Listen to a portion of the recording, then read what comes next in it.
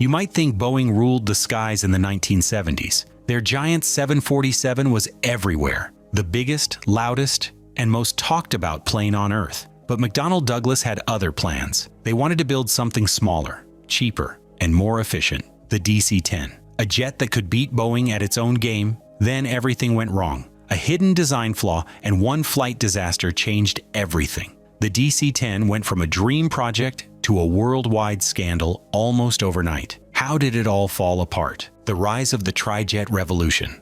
In the late 1960s, the aviation world was changing. Boeing was ready to show off its new creation, the 747, the biggest passenger jet anyone had ever seen. It could carry more than 400 people, stretch across runways like a moving building, and promised luxury in the sky. But not everyone was impressed. Airlines looked at it and saw risk. Too big, too expensive, too much fuel. The dream of mass air travel was real, but most airlines wanted something more practical, a plane that could carry a decent number of passengers without draining their wallets every flight. That's where McDonnell Douglas came into the picture. The company was confident, even a bit cocky, about its ability to beat Boeing at its own game. They pitched a brand new jet, the DC-10. It was not massive like the 747, but it was not small either. It hit the middle ground, what the industry called a wide body, meaning 2 aisles instead of 1. It was supposed to be the perfect balance between efficiency and capacity, and McDonnell Douglas believed they had the magic formula. What made it different was 3 engines. Most companies were moving toward 2, trying to simplify and save money. But McDonnell Douglas was not convinced. Back then, rules were strict. 2-engine planes could not fly long routes over oceans or remote areas. Regulators worried that if one engine failed, the other might not be enough to make it to safety. So McDonnell Douglas went for 3. 1 engine under each wing and 1 at the tail. It looked powerful, felt safer, and had just enough redundancy to make airlines feel secure about long-distance flights. It was a smart bet, or at least it seemed that way. The DC-10 promised everything airlines wanted. Lower fuel burn than a 747, more seats than a smaller jet, and access to nearly any destination on Earth. American Airlines was the first to sign up, ordering 25 of them. United followed quickly, and Continental joined in too. For McDonnell Douglas, these sales were proof that Boeing could be beaten. The company raced ahead, moving from concept to first flight in record time, just 4 years. In the aircraft world, that's lightning fast, but speed always comes at a cost. Behind the scenes, engineers were under massive pressure to deliver. Every delay risked losing more orders to competitors like Lockheed's L-1011 TriStar, which was struggling with its own development problems. So, McDonnell Douglas pushed harder, cut timelines shorter, and focused on keeping costs down. One design choice stood out. The DC-10's cargo hold, McDonnell Douglas made it unusually large, hoping to give airlines more revenue space for cargo alongside passengers. It was a clever business move. More cargo meant more profit. But that extra space came with a catch. It required a special kind of cargo door, one that opened outward instead of inward. Now this is where things got dangerous. Most passenger planes have cargo doors that open inward. The pressure inside the cabin helps keep them sealed during flight. It is a simple, natural safety feature. But the DC-10's outward opening door didn't have that advantage. It needed a mechanical locking system strong enough to resist the massive pressure difference at cruising altitude. If that system ever failed, the result would be explosive decompression, a fancy term for the plane rips apart mid-air. Inside the company, one engineer saw it coming. His name was Dan Applegate, and he understood exactly how risky this design was. In 1971, he wrote a detailed internal memo warning that the cargo door latch system could fail under pressure. He spelled out the potential consequences, that the door could blow off, the cabin floor could collapse, and the control cables running beneath it could be severed, making the plane completely uncontrollable. You would think that kind of memo would stop everything, right?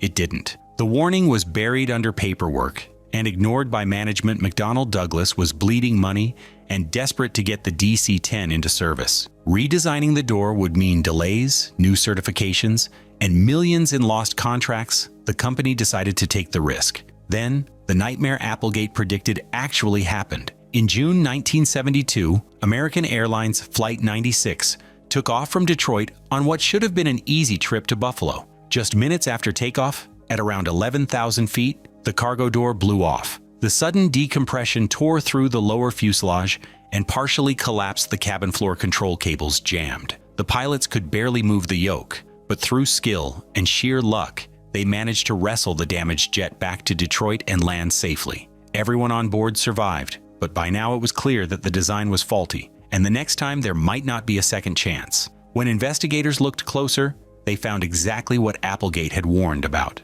The locking pins on the cargo door could appear closed even when they were not fully latched. A ground crew might think everything was secure when it wasn't. Under the enormous pressure of flight, that tiny misalignment could turn deadly. At this point, most manufacturers would have gone back to the drawing board, but McDonnell Douglas didn't want to halt production. Instead, they issued so-called fixes. They added a small window, so ground crews could peek inside and visually confirm the door was locked. They added minor reinforcements and sent bulletins to airlines explaining how to check the door properly. But the catch here was that these changes were optional, not mandatory. Airlines could choose whether or not to apply them, so the planes kept flying. Hundreds of DC-10s took off every day, carrying thousands of passengers around the world, with the same dangerous flaw still built into their design. It was like a ticking clock waiting to run out. By 1973, the DC-10 had become one of the most common wide-body jets in the sky. KLM used it for transatlantic flights, Japan Airlines flew it across the Pacific,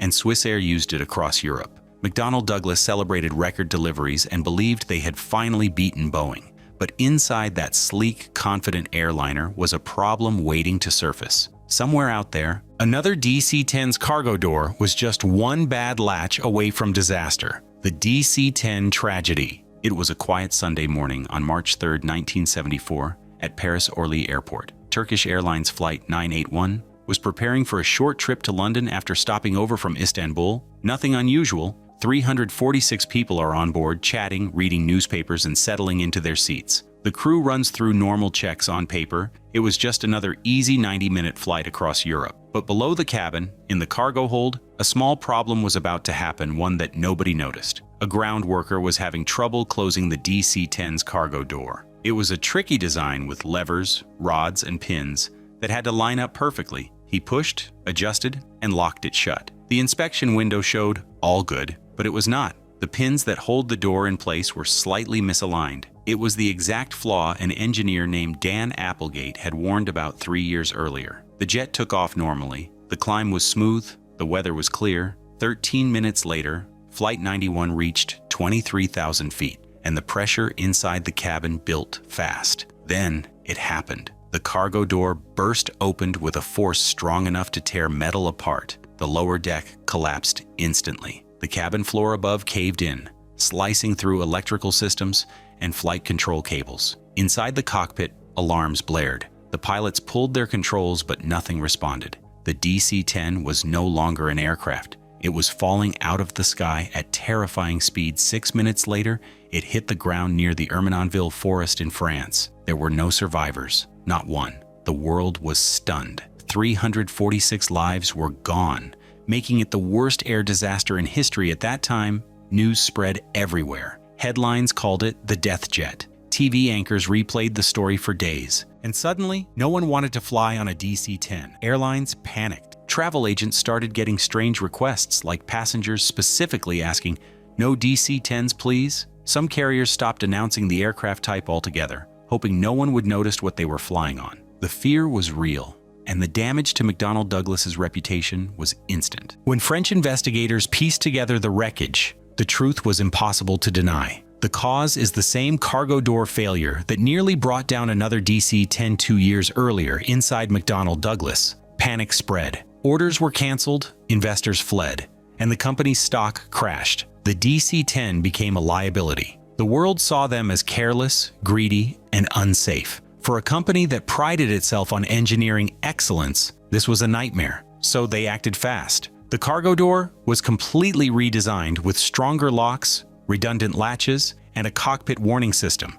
that alerted the crew if the door was not sealed correctly. By late 1974, the fixes were approved and the DC-10 was cleared to fly again. Technically, it was safer than ever, but the trust was gone. People can forgive a delay. They can forgive turbulence, but a door blowing off midair is hard to forget. Then, just when things begin to stabilize, tragedy strikes again. It was May 25, 1979, 5 years after Ermenonville. American Airlines Flight 191, another DC-10, was cleared for takeoff from Chicago O'Hare on a clear, calm afternoon. There were 271 people on board. The jet roared down the runway and started climbing. But within seconds, witnesses saw something horrifying. The left engine broke off completely. It tore away from the wing, ripping hydraulic lines and electrical systems with it. The pilots lost control as one wing lifted and the other stalled. 31 seconds later, Flight 191 slammed into an open field near the airport.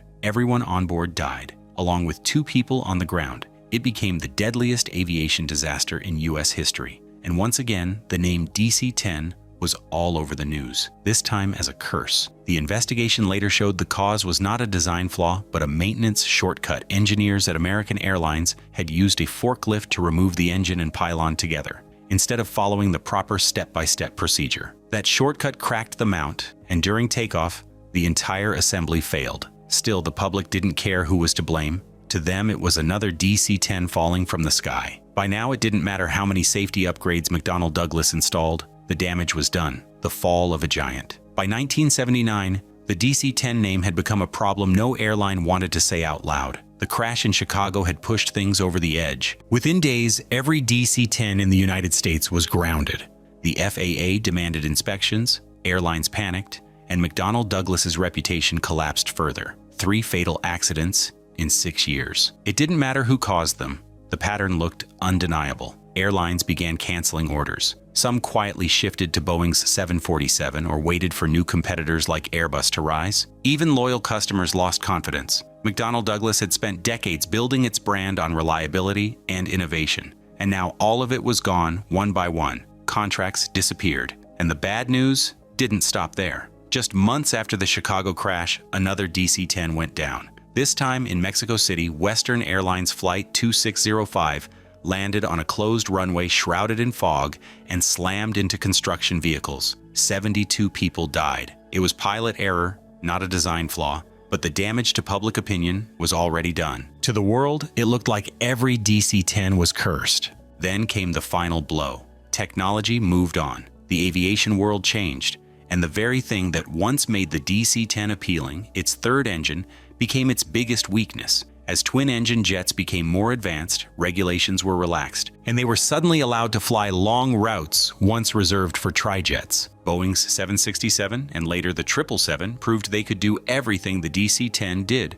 but cheaper, cleaner, and safer. McDonnell Douglas tried to fight back. They built a stretched, modernized version called the MD-11. It had digital systems, new wings, and better engines, but it was too late. Airlines didn't trust the brand, and passengers didn't want to fly on a plane that looked like a DC-10. Boeing and Airbus were now miles ahead. By the mid-1980s, production of the DC-10 stopped. McDonnell Douglas had lost the commercial market it once dominated. The company turned to military contracts and cargo conversions just to stay alive. FedEx saw potential in the DC-10's large cargo bay and bought dozens of them for freight service. Ironically, the same design that caused so many problems in passenger service made it perfect for hauling cargo away from public fear and daily headlines. The DC-10 finally performed the way it was meant to, but for McDonnell Douglas, the success came too late. In 1997, the company was absorbed by Boeing, ending a 76-year run as one of America's great aircraft makers.